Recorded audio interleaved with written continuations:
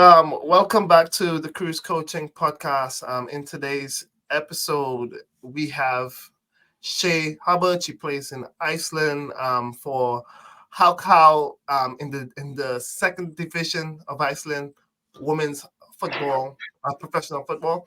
Um, she has been working with us for a while, and I'm very excited to talk to her today and kind of hear her story. Okay, and for her to share her story with all of us. Shay, how are you doing today? I'm doing great. Great. I'm excited to be here and excited to share kind of how I went from college to pro. So I'm excited. Awesome, awesome. So Shay, I think so. Here's how the interview would go, and this is also for the audience as well. We're gonna ask Shay about 10 questions, and then after the 10 questions, we're gonna have a little bit of a bonus round where we're gonna have a little bit of fun and ask her some more quick one answer questions just to get to know Shay a little bit more personally. So the first question I'm gonna have for you today, Shay, is can you share your journey from college to at TCU to Mhm. signing your first pro contract in Iceland, and what were the challenges you faced during those months? Because you spent a long time after finishing college waiting for this opportunity. Yeah. So my journey from TCU to being pro was a little rocky, but that's what makes me appreciate it so much. So I went undrafted and then got invited to the Houston Dash camp, but there was some like internal discrepancies. So I ended up going to Mhm. Portland for my trial, which ended up being extended, and then I got cut from Portland. So conveniently, I got sent home after the transfer window for international soccer was closed. So, like you said, the waiting period from March until July was the hardest part about it. I didn't know when I was going to be playing, where I was going to be playing, like if I should keep playing, honestly. So there was a lot of like things going on in my head, and like seeing the NWSL season start, that was also a little rough. But I think that was a way for me to channel my frustration and training and like keeping away any like negative energy and keeping people that supported me. I think was the biggest thing that helped me to stay on track. So once I finally, got in the rhythm of training and whatnot, I had run through a couple of different agents because we couldn't find anything. And then the opportunity for Iceland came up, and I was like, let's go for it. So right now I'm here for the rest of their 2023 season. And so if we get promoted and it goes how we want it to go, I'll end up coming back for the 2024 season. Awesome, awesome, awesome. And I completely understand how that waiting period was like super. It was probably frustrating, annoying, and all that. And and can you tell us a little bit more how you used that frustration to train and everything? Like, how did that impact the way you trained and everything?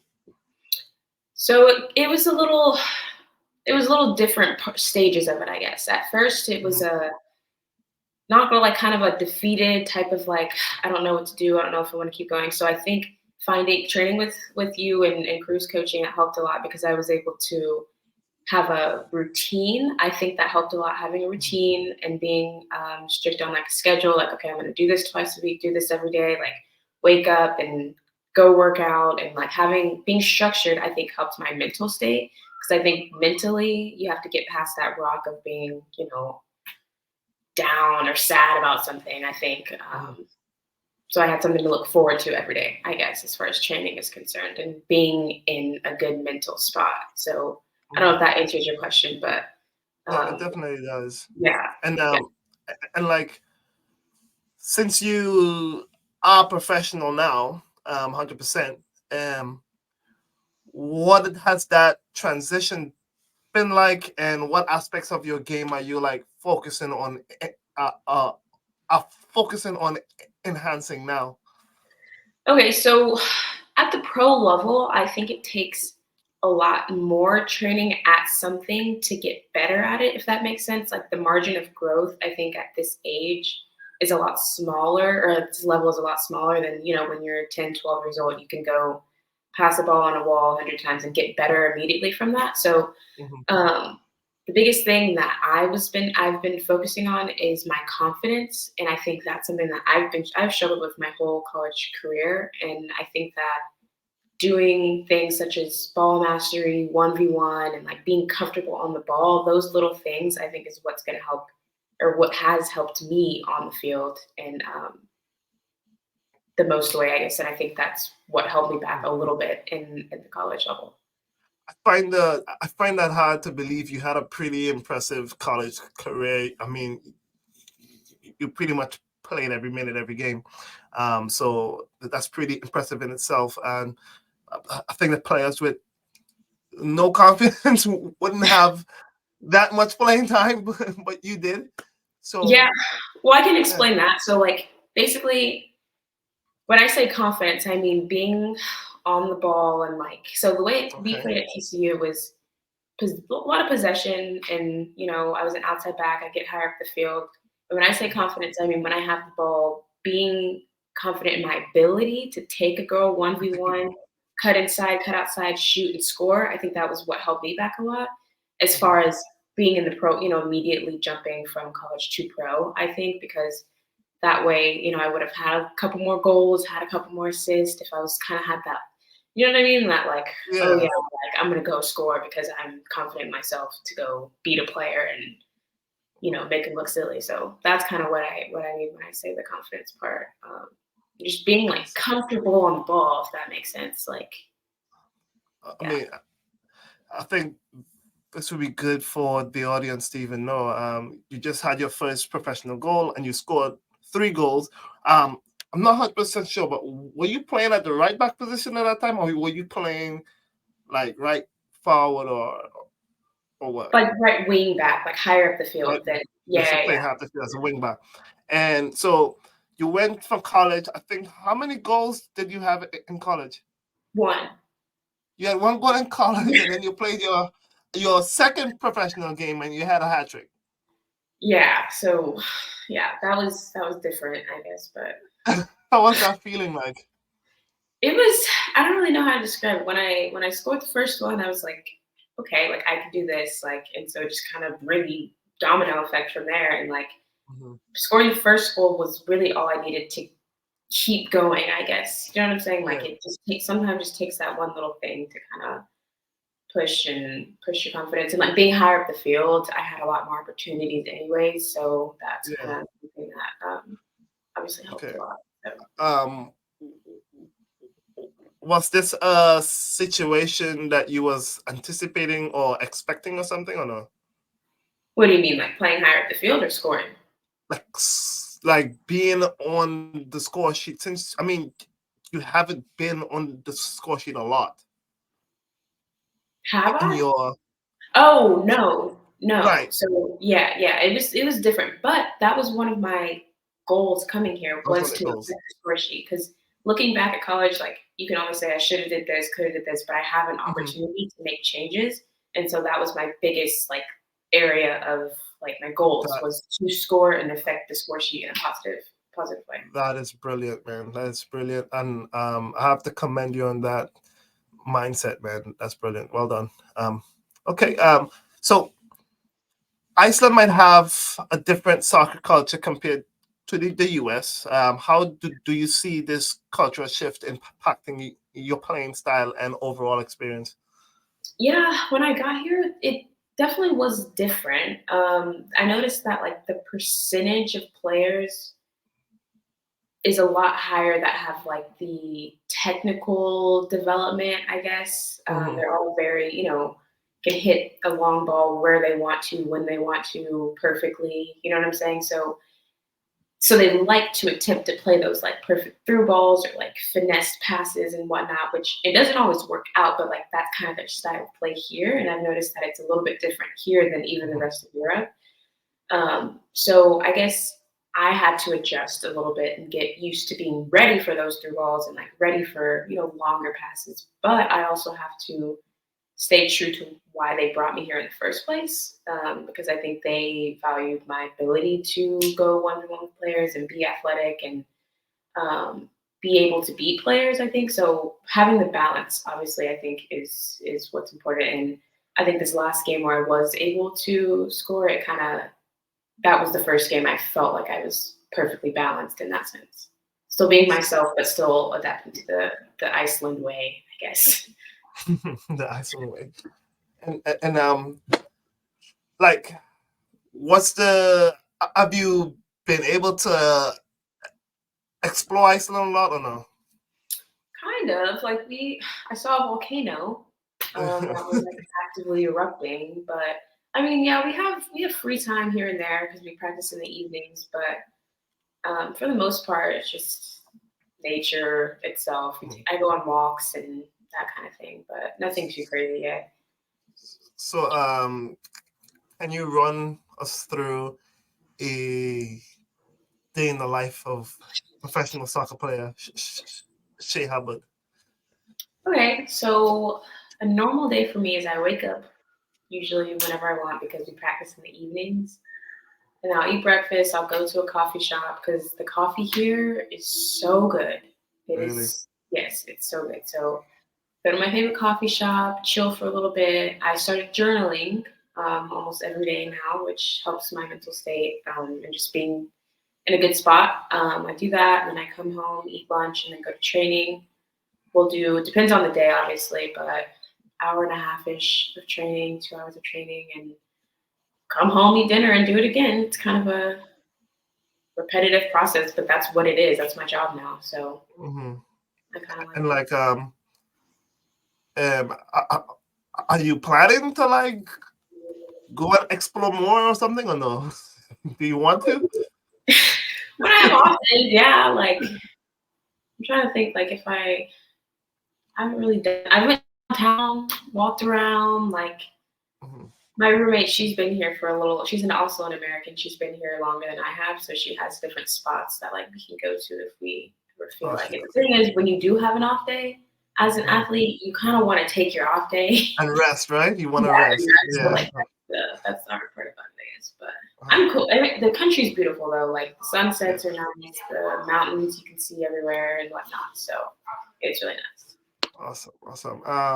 So let's talk a little bit more about your time at TCU. Could you share a memorable moment from your college soccer career that you feel has significantly shaped you as a player? Like, and this moment can be both negative or positive because sometimes a negative can impact you positively in the future too, you know? Yeah, so a couple things come to mind. So the positive one, I think, is scoring my first goal. Granted, that was 5 years into my college career. I think it was kind of hard because, you know, obviously you don't want to go 5 years of playing college soccer without scoring. So I think once that happened, I felt, I don't know, like, okay, this is kind of worth it. All the hours of training and whatnot, I finally see it on paper. But on the opposite side of that, I think this is not a specific moment, just like a trend of things that have happened over time, was not really getting any recognition, I think, over the course of my career. So I played soccer at TCU for 5 years because I had an extra year with COVID.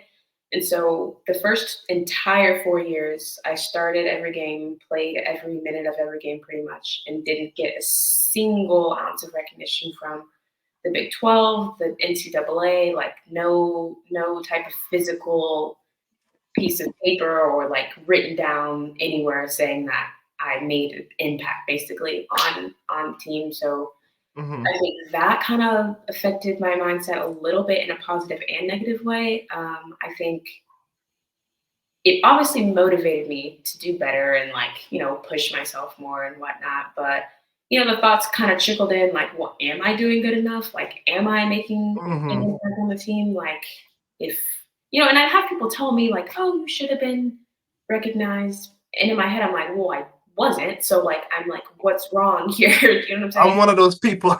Yeah. I'm one of those people who kept telling you, girl, you need to be recognized. Yeah. You're a baller. I'm telling you that. Yeah, so it was like, I don't know, it was an interesting, but my mindset shifted in a positive way because it was like being able to perform continuously, like in a positive way, because I knew I was playing well Mhm. without the recognition, I think is something that's actually really hard to do. And I think I was able to do that in a way that I was still able to make positive impacts to the game, maybe not on the score sheet, but I'm still playing and still, affecting the team. So I think being able to do that without looking for recognition or like expecting it, I think is a whole nother mindset that I think we should be able to do, if that makes sense. Yeah, man, you have to be strong in those situations because we all know that the game is weird and that the defenders they have the dirtiest work and they don't get the the recognition or the glory because everybody nobody doesn't really want to see good defending. They would rather see good goals, and that's how, that's just how it is, um, especially in the United States. Right, So, right. Yeah, but but yeah, I'm grateful so for that though. So absolutely. So what advice would you have for any player who was in your situation, well, a matter of fact, who is in your situation of of trying to get a professional contract straight after college and all that.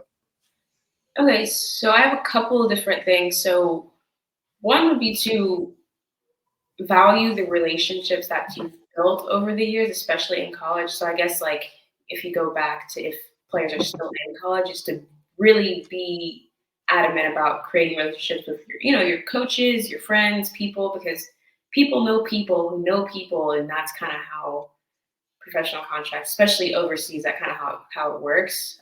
So like if you're already in a position where you're out of college, like still wanting to find a place to play, you have to talk to people and get word of mouth is a huge thing also, but staying consistent I think is a huge thing and not getting discouraged by not having something at a certain point in time because everyone's path is different, and I'm grateful that I didn't really go straight into having a contract because there's who knows what could have happened at Portland. Like I could have gotten injured, like anything could have happened there. So I mean, I'm Mm-hmm. grateful for where I am now, and so having that mindset that like I am where I am for a reason, and so you have to use whatever situation that you're in, use it in the best, most positive way that you can, and because no destination is permanent. So like I think that's a good way to think about it. Okay, okay, I like that. Um, what what would you say is um like if there was a 9-year-old or maybe a 10-year-old, 12-year-old out there who is aspiring to become a pro, um, what advice would you have for them, especially at a young To age like not that? be afraid of adversity and like kind of invite it at that point.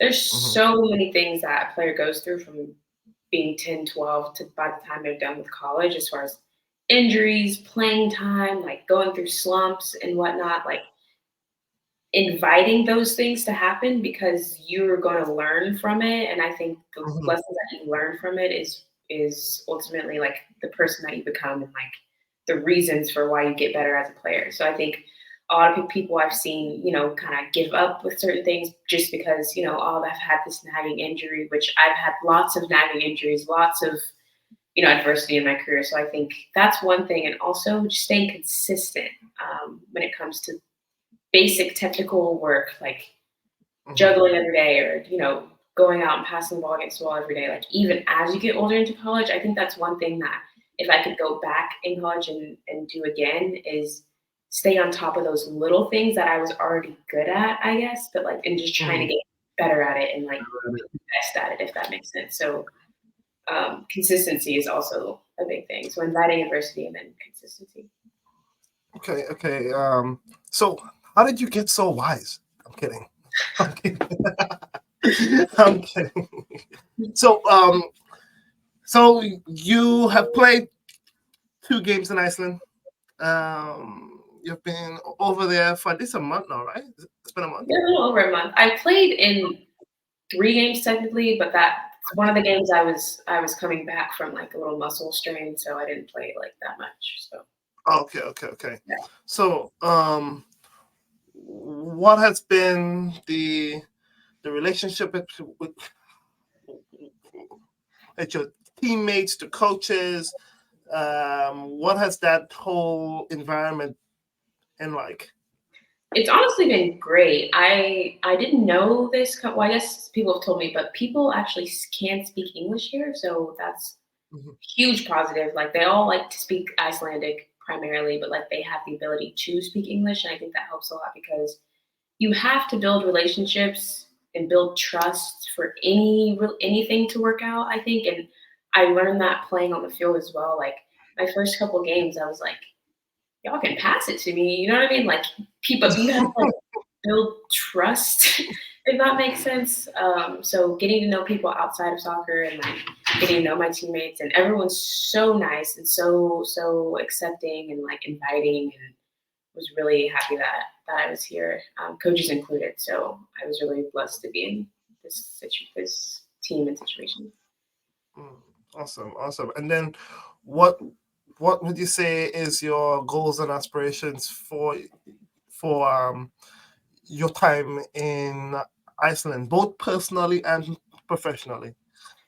So professionally, I would say to help the team promote to the highest division, because technically we're in the first division, but the next division is called Besta something. I forgot what it's called, but there's the highest division, which is like very well, respected around the world. So that's one goal professionally. Also, I do want to, increase my film and like get, be on the score sheet a little bit so that I can open up opportunities elsewhere if it comes to that. And then personally, I just enjoying it. I think that's one thing that I've been doing since I've been here. I've actually had fun with it and just enjoying my time and like living in the moment, I guess, is a big thing. Like not taking anything for granted, just going, playing, and having fun and bringing it kind of back to what soccer was when I was a little kid, I guess. Like, yes, this is my job now, but like the job should be fun and like you should enjoy it. So I think that's one thing, just making sure I'm always enjoying what I'm doing and not looking at it as like a burden, knowing that like so many people want to actually get to this point and I am here. So that's my personal goal. Awesome. Well, Shay, this has been a very good podcast so far. I'm really enjoyed talking to you. I really appreciate you coming on and taking the time to talk to us and all that. And I'm really proud of you, of everything that you have accomplished this far. And I know that there's a lot more to come. I think that you are just getting started, and I'm looking forward to seeing more of you in the future. So we are going to go into our bonus round where we kind of get to know you a little bit, man, a little bit better. Okay. Okay, I'm ready. So I didn't get the chance to write this down, but I've done this a lot, so I kind of have an idea of the questions. So bear with me if they're not all super quick. Okay, just bear with me a little bit. First one, pancakes or waffles? He laughing. Waffles. Waffle. Oh, what happened? What changed? I told you, like, homemade pancakes are better, but then waffles are more consistently better. So I'm just gonna say waffles. Okay. Is a hot dog a hot dog, or is it a sandwich? It's a hot dog. Really? Yes, because sandwich, you're not gonna eat a sandwich with hot dog bread. So a hot dog is a hot dog. Isn't a hot dog bread? Yeah, but so you don't see turkey lunch meat rolled up in a long thing. Yes, you do. Yes, you do. No, It's it's so called Subway. no, but it's not rolled up in like a little like Hmm. Okay. Oh man, my brain's going blank. That's okay.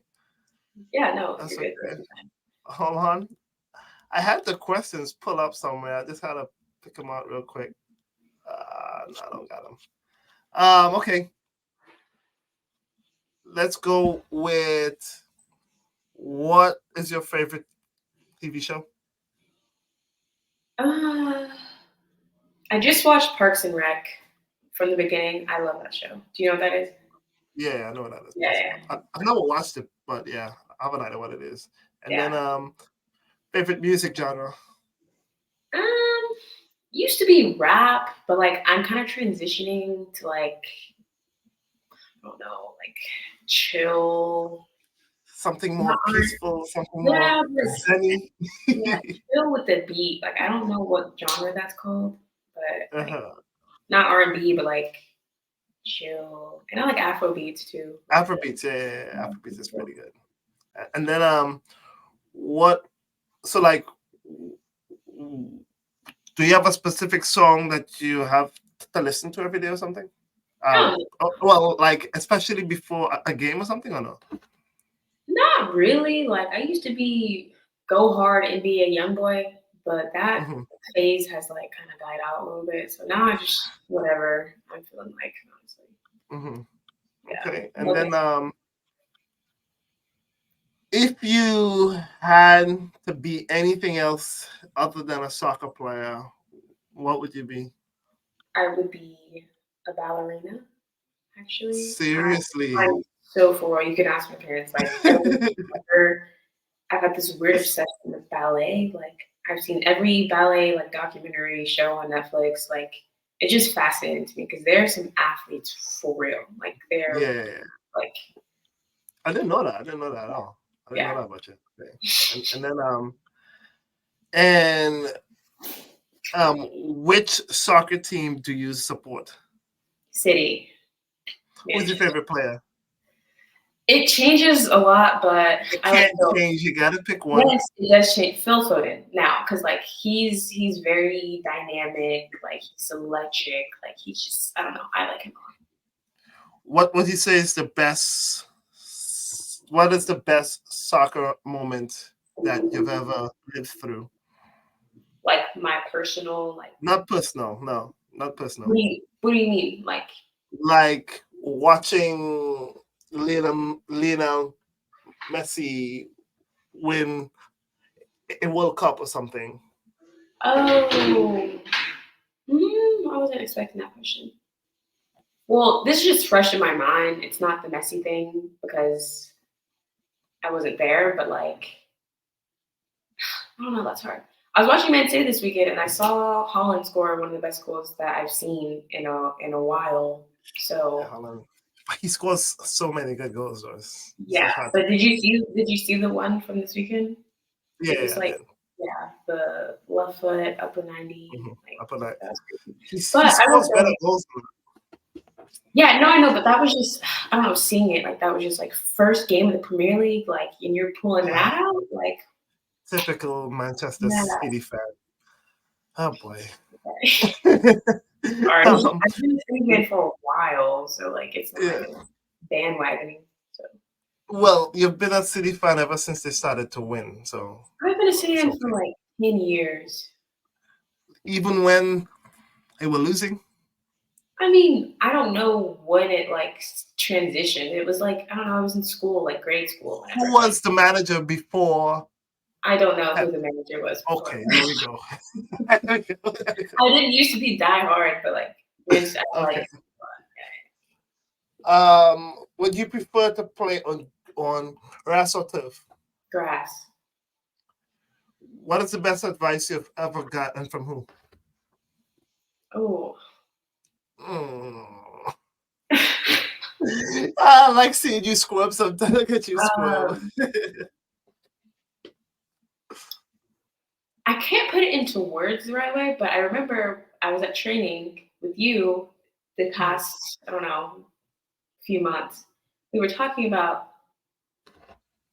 what people and what you deserve as a player and whatnot, and like believing that you deserve things, I guess. So I think I don't know how to put it into words the way you put it, but I think knowing like if you do what you're supposed to do and like train and doing everything that you know you're supposed to do, like and playing well, like believing that you deserve something, I think is a big piece of advice that like stuck to me because I've always been known as like the humble player and like modest type player, but I think that did come and like bite me a little bit because Mm-hmm. I don't know. I think the confidence and like believing that I deserve something is makes a difference when I'm playing on the field. So that's something that I Absolutely. remember and like stuck out to me. So Oh, I didn't know that. appreciate that one.